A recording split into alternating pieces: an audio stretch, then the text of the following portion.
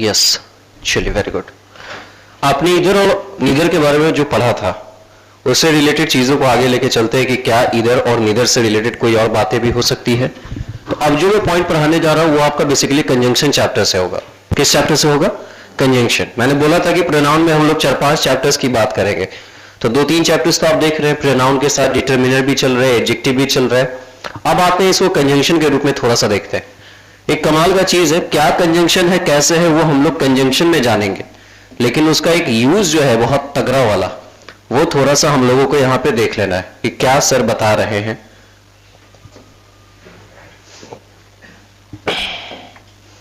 जब हम इधर की बात करते हैं तो बड़ा प्यारा सा कंजंक्शन बनता है इधर, और इसके साथ कॉम्बिनेशन वर्ड आता है और एक बहुत प्यारा सा वर्ड हमारे सामने है नीदर, जिसे आप नीदर या नाइदर भी कहते हैं। कॉम्बिनेशन वर्ड बनता है नॉर। अभी ध्यान से समझिएगा, इधर और नीदर नॉर की जब हम बात करते हैं तो बेसिकली ये काम करता है कंजंक्शंस की तरह। किस तरीके से काम करता है? Conjunctions. What do you mean by conjunctions? Conjunction का क्या मतलब होता है? जोड़ने वाला। कंजंक्शन का क्या मतलब होता है? जोड़ने वाला। इसका मतलब है ये अब जोड़ने का काम करेगा। क्या जोड़ेगा, कैसे जोड़ेगा, इसे भी हम लोग समझेंगे। कंजंक्शन के केस में इसका हिंदी मीनिंग थोड़ा सा ध्यान रख लीजिए। यहां पे एक हिंदी मीनिंग आता है या तो या फिर, और दूसरे वाले का मीनिंग आता है न तो न ही।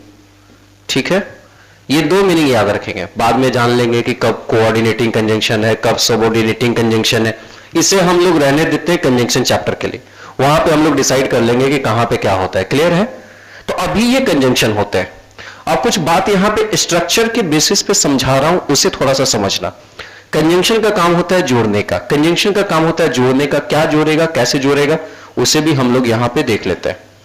जब भी कभी आपके साथ इधर की बात करते हैं, अच्छा एक बात बताओ, इससे पहले जो हमने पढ़ा था इधर या नीदर, उसके साथ कैसा नाउन आता है? प्लूरल, सिंगुलर नाउन, क्योंकि पूरा का पूरा डिस्ट्रीब्यूटिव अपने आप में क्या था?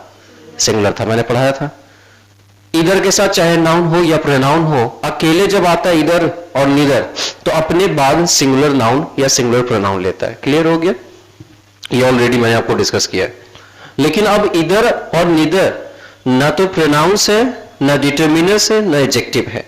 इससे पहले हमने इधर और नीदर को किस रूप में देखा था? प्रोनाउन या फिर डिटरमिनर्स के रूप में या फिर एडजेक्टिव के रूप में। इसलिए मैंने कहा कि इधर का रिवीजन कर लीजिए, यही पढ़े थे ना हम लोग लास्ट क्लास में। अरे बोलो ना जी। लेकिन यहां पे अब ये क्या बन चुका है?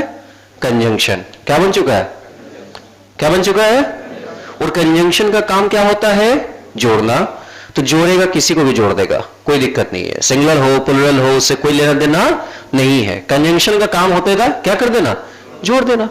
कंजंक्शन मान लो फेविक्विक टाइप का चीज है। फेविक्विक का काम क्या होता है? इसको लिखो जरा, तो ये संभाल। और ठीक है, और एक हमारे सामने नाइदर, जिसे आप नाइदर भी कहते हैं, मैं नीदर कहना ज्यादा पसंद करता हूं, दोनों सही है। यहां पे या तो यहां सिंगुलर नाउन या फिर प्लुरल नाउन, यहां भी सिंगुलर नाउन या फिर प्लुरल नाउन। समझना ध्यान से, सिंगुलर नाउन या फिर प्लुरल नाउन, सिंगुलर नाउन या फिर प्लुरल नाउन, या फिर कह रहे हैं या तो सिंगुलर नाउन या फिर प्लुरल नाउन। देखो बात इधर सिंगुलर नाउन और प्लुरल नाउन, समझ रहे हो? तो मैं समझाना ये चाह रहा हूं ना आप लोगों को कि जब इधर के साथ और आ जाए और नीदर के साथ नॉर आ जाए, तो इसके साथ जरूरत के हिसाब से दोनों तरीके के नाउन यूज किए जा सकते हैं, कोई रिस्ट्रिक्शन नहीं है। इससे पहले रिस्ट्रिक्शन था, क्योंकि इधर और नीदर वहां पे कंजंक्शन की तरह काम नहीं कर रहा था, यहां कंजंक्शन की तरह काम कर रहा है। गौर से देखेंगे तो इधर का कॉम्बिनेशन वर्ड और बन गया, नीदर का कौन बन गया? नॉर। लिखना नहीं, समझना। अब सवाल क्या उठता है, एक सवाल आपके सामने मैं बनाता हूं। प्रश्न ये उठता है कि हमारे सामने ये जो आपके सामने दिख रहा है, ये पूरा का पूरा अपने आप में कायदे से एक सब्जेक्ट की तरह अगर काम करे, क्या मैंने बोला कि कायदे से ये किस तरीके से काम करे, अगर सब्जेक्ट बन जाए किसी भी सेंटेंस का, इफ दिस एक्सप्रेशन, चाहे तो ये इधर वाला या फिर निधर वाला, कोई एक सब्जेक्ट अगर पूरा बन जाए एक्सप्रेशन, तो मुद्दा क्या आता है कि यहां पे वर्ब की बात आती है। किस चीज की बात आती है? वर्ब की, कि आखिरकार सब्जेक्ट के बाद तो वर्ब चाहिए होगा, तो ये वर्ब जो है किसके अकॉर्डिंग आएगा, ये सवाल खड़ा होता है। वर्ब कहता है कि मैं सबके अकॉर्डिंग नहीं आऊंगा। सब्जेक्ट में हो सकता है एक से ज्यादा नाउंस हो, सब्जेक्ट में हो सकता है एक से ज्यादा प्रोनाउंस हो, मुझे सबसे मतलब नहीं है, मुझे किसी एक से मतलब है। और जब ऐसा कंडीशन होता है तो और नॉर के बाद वाला, ये जो और है और नॉर के बाद जो नियरेस्ट सब्जेक्ट है, अगर आपसे पूछा जाए कि नियरेस्ट सब्जेक्ट कौन है, तो ये वाला सिंगुलर नाउन या प्लूरल नाउन, यही वाला सिंगुलर नाउन या प्लूरल नाउन के अकॉर्डिंग क्या यूज करेंगे, वर्ब का यूज करेंगे। और एक और बात कमाल की समझ लीजिए कि बेसिकली ये जो नाउन्स हैं यही आपके मेन नाउन्स हैं, जिसे आप मेन वर्ड या सब्जेक्ट वर्ड कहते हैं, यही आपके क्या है, मेन नाउन है या मेन वर्ड है या सब्जेक्ट वर्ड है। तो इसी के अकॉर्डिंग आगे आने वाला पॉजेसिव भी यूज होगा, यह भी ध्यान में रखना है। जो यहां पे इनके बाद अगर जरूरत के हिसाब से हमें पॉजेसिव चाहिए होगा, तो ये पॉजेसिव भी इसी के अकॉर्डिंग आएगा। तो आज के बाद इधर या नीदर के साथ और या नॉर दिखे तो पहले कौन सा सब्जेक्ट है उससे कोई लेना देना नहीं है, बाद वाले सब्जेक्ट के अनुसार आप क्या यूज करेंगे, वर्ब का यूज करेंगे या पॉजेसिव का यूज करेंगे। क्लियर हो गया, समझ में आ गया? लिखिए डायग्राम। सब्जेक्ट को हम लोग फाइंड आउट करते हैं, कौन कौन है मेन सब्जेक्ट, बताओ इसमें कौन है, यहां शी, श्याम, और यहां कौन है, ये पूरा का पूरा क्या है, सब्जेक्ट है। नॉर के बाद तो पूरा सब्जेक्ट है, जब तक वर्ब नहीं आया तब तक क्या है, सब्जेक्ट है। अब जब ये समझ आ गया तो आ जाते हैं, देख लेते हैं कॉम्बिनेशन वर्ड पे भी ध्यान रखना, इधर के साथ क्या आता है, और ठीक है, शी सिंगुलर है, इसके अकॉर्डिंग क्या होना चाहिए, हैज होना चाहिए। क्लियर हो गया। नेक्स्ट आते हैं हमारे सामने, कुछ गड़बड़ है क्या, क्या कॉम्बिनेशन वर्ड का गड़बड़ी है जी, क्या गड़बड़ है बताओ जरा।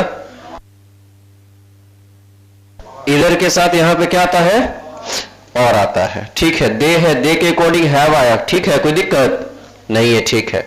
नीदर है, वी है, नॉर है, ही है, गड़बड़ क्या है, नीदर के साथ नॉर तो ठीक है, ही के अकॉर्डिंग क्या हो,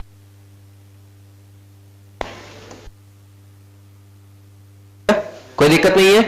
चलो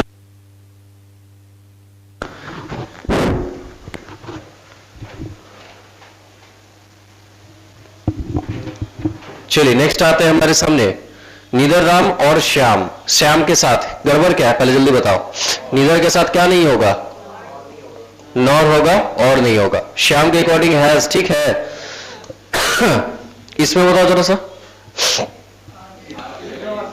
इस क्यों होगा, मैंने आपको बताया था कि सब्जेक्ट कुछ भी हो अगर उसमें प्रेपोजिशन दिख जाए, अच्छा सबसे पहले ये समझो नीदर का कॉम्बिनेशन वर्ड कौन है, और नॉर के बाद वाला मेन सब्जेक्ट, ये सर नो, मेन सब्जेक्ट में प्रेपोजिशन है ना जी, तो ऑफ है तो ऑफ के पहले होगा या बाद होगा, कौन होगा मेन सब्जेक्ट, प्राइस क्या है, सिंगुलर, प्राइसेस नहीं है, इसलिए यहां पे आर की जगह पे क्या होगा, इज होगा। किसी को कोई कंफ्यूजन है तो पूछो।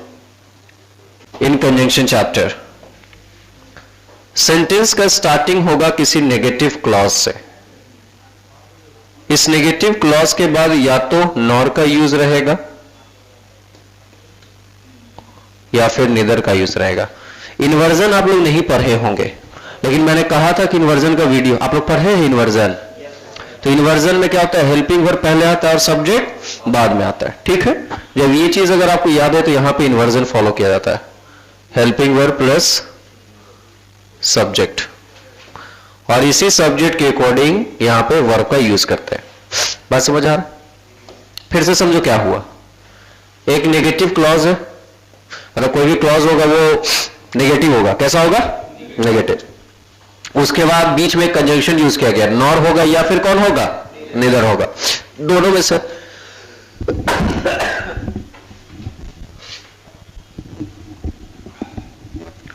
दोनों में से कोई एक यहां पे हो सकता है, लेकिन एग्जामिनेशन में ज्यादा नॉर रहता है, ये ध्यान रखना।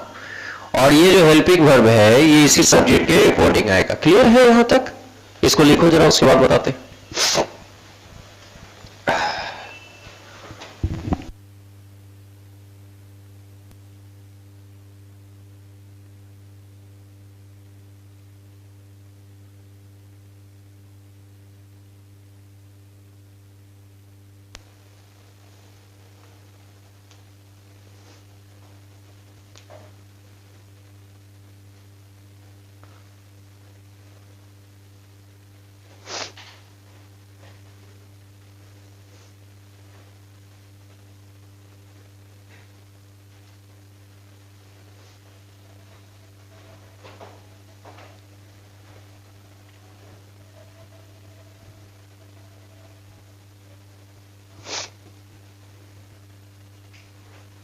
चलो यहां ध्यान दो।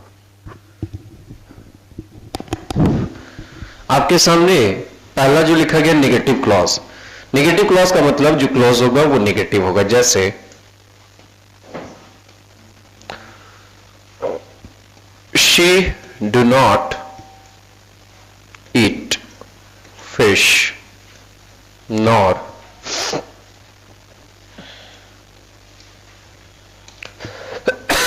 ये एकदम सिंपल क्वेश्चन है, आप बताइए इसमें एरर क्या है। स्ट्रक्चर को देखो, सबसे पहले यहां पे ये जो लिखा गया है ये कैसा क्लॉज है, पॉजिटिव है या नेगेटिव? बोलो ना जी। ठीक है, कैसे पहचान रहे हो? इसमें क्या है? नॉट है, इसका मतलब ये नेगेटिव क्लॉज हो गया। ठीक है, नेगेटिव क्लॉज के बाद क्या आ सकता है? नॉर या नीदर का यूज कर सकते हैं। ठीक है, उसके बाद कहा गया कि हेल्पिंग वर्ब पहले आएगा और सब्जेक्ट बाद में आएगा, इन्वर्जन का यूज किया जाएगा। तो ये फॉर्मेट जो लिखा गया है वो कायदे से गलत हो गया, इसके जगह पे क्या लिखना होगा? Do I. अब सेंटेंस सही हो गया। सेंटेंस ऐसा बना, she do not eat fish nor do I. इस सेंटेंस में कोई और एरर है क्या? बिल्कुल सही। हम क्या कर रहे हैं कि आपका फोकस चला गया कि हम सर डू आई को कर दिए, लेकिन आगे आप एक चीज को फोकस कीजिए कि सब्जेक्ट शी है और सी के लिए कभी डू आता नहीं है, कौन आता है? डज आता है। तो आपको बारीकी को ख्याल रखना है कि कहीं चूक ना हो जाए, तो यहां पे क्या यूज करेंगे? डज का यूज करेंगे। ठीक है, अब देखो sentence, she does not eat fish, वो फिश नहीं खाती है, वो फिश नहीं खाती है, मछली नहीं खाती है, ना ही मैं वो काम करता हूं, मतलब उस चीज को, मतलब मैं नहीं खाता हूं। बात समझ में आ रहा है? ये सिंपल सी बातें हैं जो आपको ध्यान में रखना है।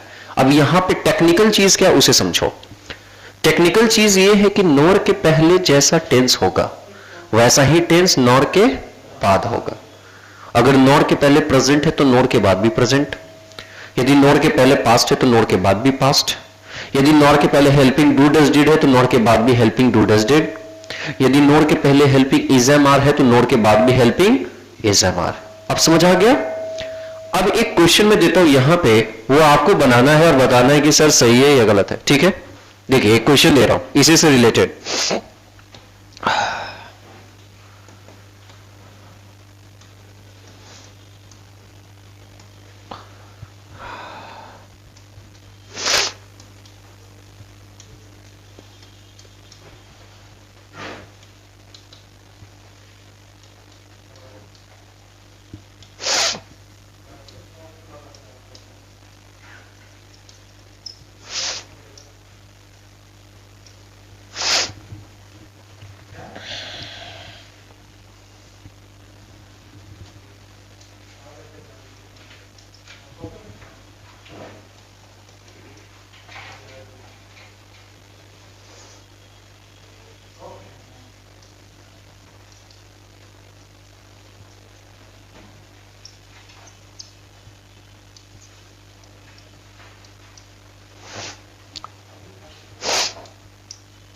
सब्जेक्ट आई शी कुछ भी हो सकता है।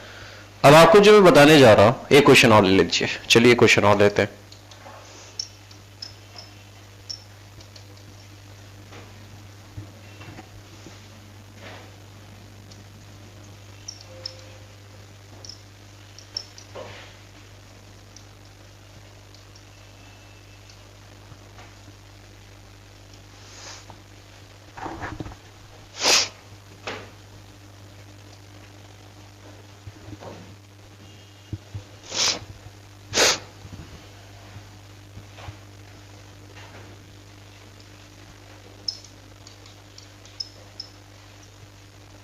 चलिए बनाइए जरा सा। आपको जो चीज मैं हाईलाइट कर रहा हूं उस पर थोड़ा सा आपको ध्यान देना है कि वो पार्ट गलती है सही है क्या है।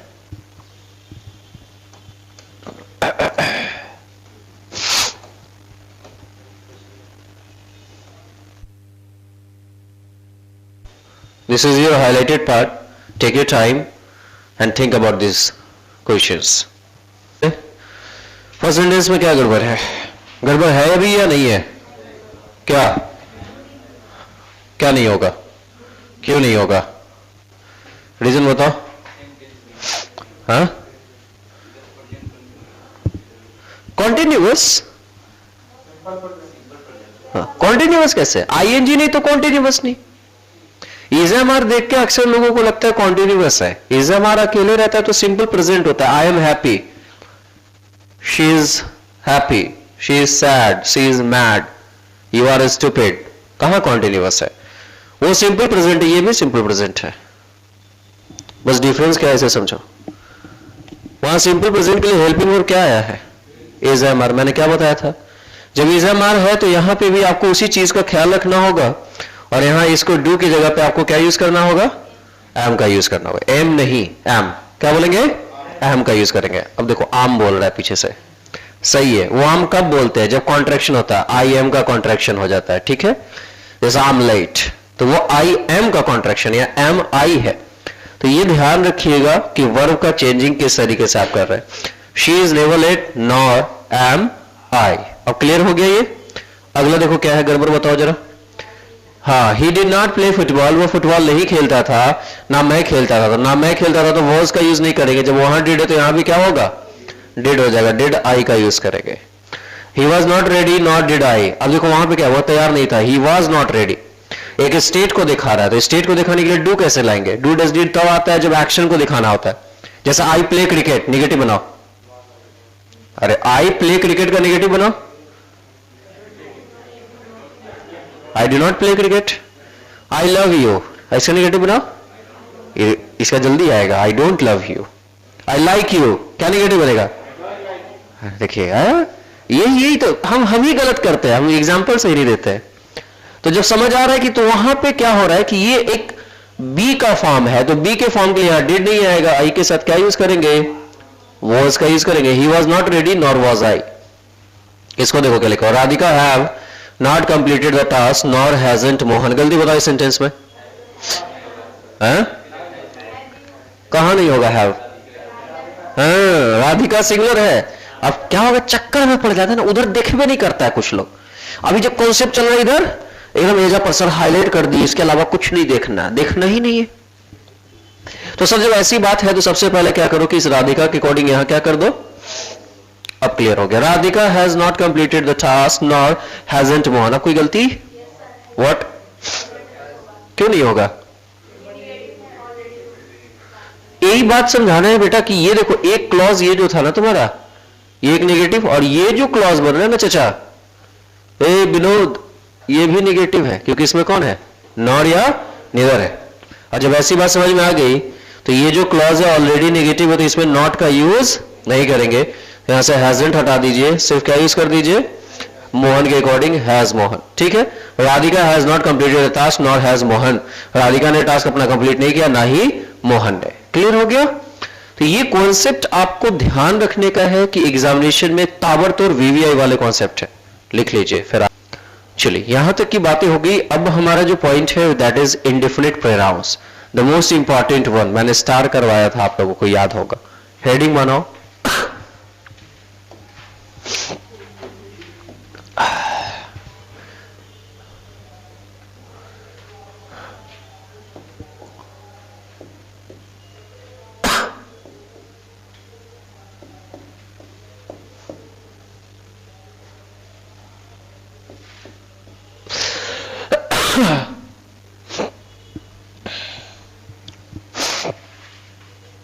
इंडेफिनिट प्रोनाउंस क्या होता है? इंडेफिनिट प्रोनाउंस, हाँ बस यही है, सही है। जो डिफिनिट नहीं है। अब डिफिनिट क्या क्या नहीं हो सकता है? नंबर्स। हाँ कुछ लड़का था, पता नहीं होगा 10-12 को, लेकिन पता नहीं कुछ लड़का आया था कल, इंडेफिनिट नंबर्स देखो तो पॉट में कितना रोटी है, अब कौन गिनने जाएगा? हाँ है कुछ रोटी है, बोलो ना तुमको खाना है, हाँ कुछ रोटी है, आप एग्जैक्ट नंबर नहीं बता रहे। सर बड़ा बारिश हो गया था उस दिन, बैच में बच्चे आए थे, हाँ कुछ बच्चे आए थे, कितने एग्जैक्ट सर? एग्जैक्ट तो नहीं बता सकते हैं, but there was some students in the classroom at that day. अच्छा, तो ये जो मैं बता रहा हूँ इंडेफिनिट नंबर्स है। पैसे हैं, हाँ कुछ है ले लो, कितना है पता नहीं, देखो ना कितना है, देखो जरा देखो तो कितना है, अमाउंट, इंडेफिनिट अमाउंट। सुनिए ना शर्मा जी, आपके पास थोड़ा सा दूध है क्या? चाय बनाना था। भीख मांगने जाते हैं हम लोग थोड़ा बहुत, जब भी जरूरत पड़ जाता है रात में दिन में, जब तलब, कुछ लोगों का चाय का तलब ऐसा है कि चाय बोलते हैं, चाय नहीं बोलते, चाय पीने चलते हैं। तो आप लोग ऐसा नहीं कीजिएगा तलब।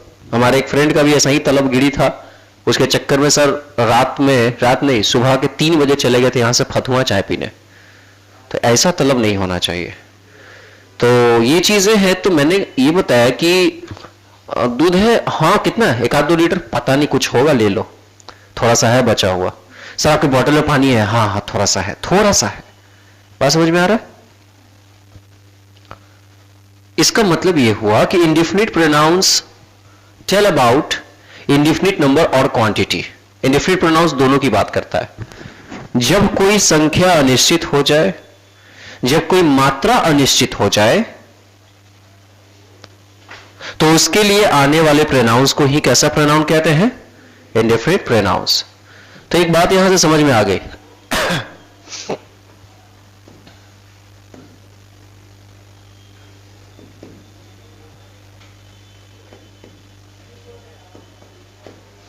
टेल अबाउट इंडेफिनिट नंबर्स और क्वांटिटी।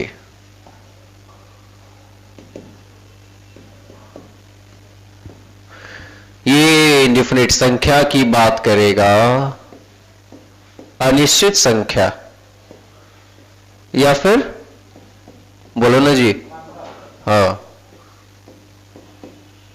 तो बाबा उनका तो बात ही छोड़ दीजिए, चलिए आ जाइए। तो मैं इसलिए बता दे रहा हूं कि एकदम अपडेट हो जाइएगा। Indefinite pronouns tell about indefinite numbers, quantity, अनिश्चित संख्या या मात्रा की बात करते हैं। 2-4 समझने की अगर बात करें, सचेस करके अगर देखने की कोशिश करते हैं, जैसे some, many, few, little, a lot of, lots of, several, all, much, etc. ये जो आपके सामने दिख रहा है ना, अगर इनका हिंदी मीनिंग तुम देखने की कोशिश करोगे तो कोई डिफिनेट हिंदी मीनिंग नहीं आएगा। जैसे सम का मतलब लिखो नहीं, पहले सम का मतलब एग्जैक्ट डेटा है, कितना नहीं मालूम। मेनी का मतलब बहुत अधिक, कितना अधिक पता नहीं है। ऐसे ही सारे के सारे को देखोगे तो आपको समझ में आएगा। ऑल का मतलब सब, ऑल का मतलब कितना पता नहीं। तो पता नहीं जी कौन सा नशा करता है। तो इंडेफिनिट प्रोनाउन यही कहता है कि हम कोई डिफिनिट वाला बात है, तुम्हारे सर में कितना बाल है पता नहीं। बस जहां पता नहीं आया वही क्या हो गया, इंडेफिनिट प्रोनाउन। तुम्हारे पापा के पास कितना पैसा है पता नहीं। ऐसे सवाल पूछ रहे, डकैती करना है क्या पता नहीं। बात समझ में आ रहा है? आपसे भी एक सवाल पूछे, आपकी मम्मी के पास कितना पैसा है पता नहीं। कुछ तो होगा लेकिन पता नहीं। बस यही जो पता नहीं है इंडेफिनिट प्रोनाउंस है। लिखो इसे। फिर चल छोड़िए, इंडिया में ही चलते राजस्थान वगैरह, थार डेजर्ट वगैरह के आसपास घर ले लिया जाए जहां गर्मी है। चलो आ जाओ। सबसे पहले चचा हमारे सामने जो है वो है फ्यू, उसके बाद बात आती है ए फ्यू, उसके बाद एक और आ गया, बोला हमको काहे छोड़ रहे हो बरखुरदार। उसके बाद आता अच्छा बहुत सारा फ्यू हो गया तो लो भाई बोला इतना है, हमको कैसे छोड़ दिए। वाह, कितना फ्यूज है, जरा पढ़ो पहला क्या लिखा हुआ है। नो फ्यूअर दैन, कमाल की बात है। अब एक चीज लिखते हैं कि फ्यू प्लूरल होता है। तुम समझ सकते हो इसके कहने का मतलब क्या है। मैंने कहा ऑलवेज प्लूरल, क्या बोला मैंने, आए बाप रे बाप, तो क्या होगा ये अपने साथ कैसा वर्ब लेगा, पक्का। हाँ, तो किसी भी कंडीशन में फ्यू का कोई भी फॉर्मेट हो, इसके साथ कैसे वर्ब आएंगे। सवाल उठता है क्यों सर ऐसा काहे कह दिए, आप कह दिए हम मान ले, नहीं ऐसा नहीं है। इसलिए क्योंकि ये जो फ्यू है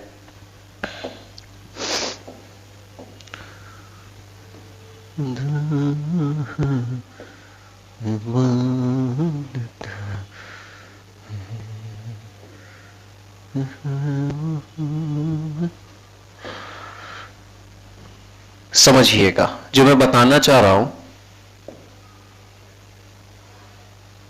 शोज नंबर नॉट क्वांटिटी। कुछ बात भेजा में घुसा, क्या घुसा बताओ। ये क्या शो करता है, क्या शो करता है, क्या नहीं शो करता है, मात्रा की बात नहीं करता है। चचा मात्रा की बात किसकी बात करता है, संख्या की। किसकी बात करता है, अब इस संख्या में कुछ होना है, मान लीजिए एक मीनिंग है कुछ, तो एक होगा तो एक कहेंगे, वन कहेंगे।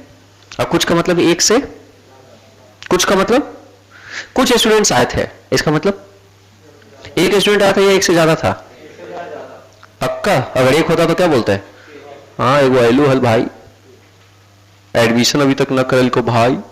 तो देसी लैंग्वेज, न्यू एजुकेशन पॉलिसी में ये चीज ऐड किया जा रहा है, जो लोकल लैंग्वेज है उसको प्रीफर कीजिए।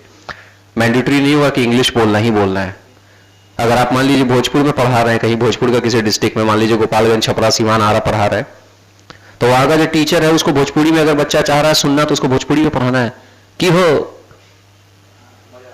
समझ कि ना, या फिर जो भी समझ में आता, हाँ माशा समझ में आता, तो लिखी जल्दी, देर कहा करता, जो भी मतलब जैसे बोलते हैं मैथिली में, या फिर तो वो चीजें प्रीफर हो रहा है, तो ये भी चीजें एनईपी में आ रहा है। ठीक है, उससे क्या होगा कि बच्चे समझेंगे और अपने रीजनल लैंग्वेज से दूर नहीं होंगे। बात समझ में आ रहा है, नहीं तो आज के बच्चे धीरे धीरे क्या हो रहे हैं, अपने रीजनल लैंग्वेज से दूर होते चले जा रहे हैं। तो यही मैंने बताया कि कुछ है नंबर्स की बात करता है, इसी वजह से ये क्या होता है, प्लूरल होता है। अब समझ में आ गया, कुछ का मतलब एक से ज्यादा, इसलिए प्लूरल वर्ब लेता है। अब इनमें एक बड़ा कमाल की चीज है, देखो ये अपने आप में नेगेटिव वर्ड होता है, ये पॉजिटिव वर्ड होता है, पॉजिटिव होता है, नेगेटिव होता है, नेगेटिव होता है। पॉजिटिव है तो दिक्कत नहीं है, लेकिन नेगेटिव के साथ क्या दिक्कत है पता है, ये वर्ड नेगेटिव है, ये नेगेटिव है, ये नेगेटिव है, दिक्कत क्या है पता है, जिस सेंटेंस में और जिस क्लॉज में ये आ जाएंगे वहां कौन सा वर्ड यूज नहीं करेंगे, फिर से कोई दूसरा नेगेटिव का यूज नहीं करेंगे, because it self has a meaning, it self has a negative meaning. बात समझ में आ रहा है, एग्जाम्पल से ज्यादा समझ में आएगा। अभी बस इतना समझो कि दो ही पॉजिटिव, बाकी सब नेगेटिव। कौन कौन पॉजिटिव, ए फ्यू और बाकी सब क्या है, अच्छा ये नेगेटिव है तो इनके बगल वाले इनके क्लॉज में नेगेटिव वर्ड का यूज नहीं होगा। समझ में आ गया, तो ये हम लोगों को ध्यान रखना। अब सवाल आता है कि इसका हिंदी मीनिंग, मैंने आपको बताया था कि प्रोनाउन चैप्टर ऐसा है जहां पे हिंदी मीनिंग अगर आप याद रखते हैं तो 50-60% क्वेश्चंस आपके बन जाएंगे। हिंदी मीनिंग की बात करें तो यहां पे इसका मीनिंग होता है संख्या में न के बराबर। हालांकि कहना तो है न के बराबर, लेकिन मैं संख्या लगा दे रहा हूं, संख्या में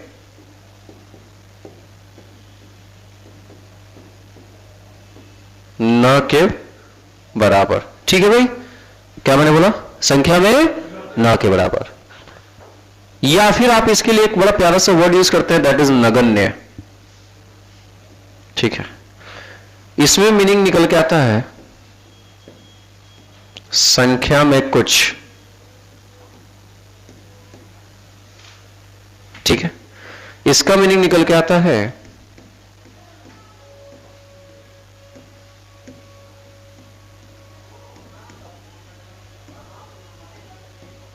संख्या में जो कुछ, इसका मीनिंग होता है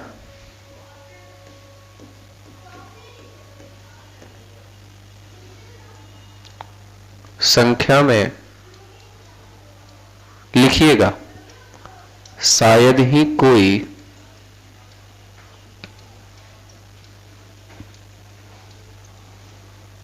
क्या कहो कि कोई भी नहीं।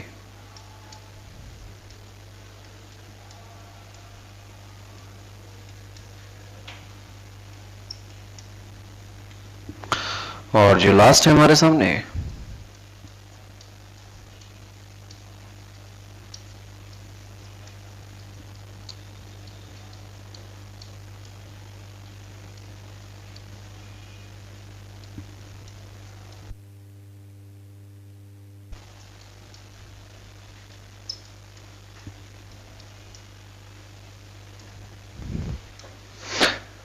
लिखिएगा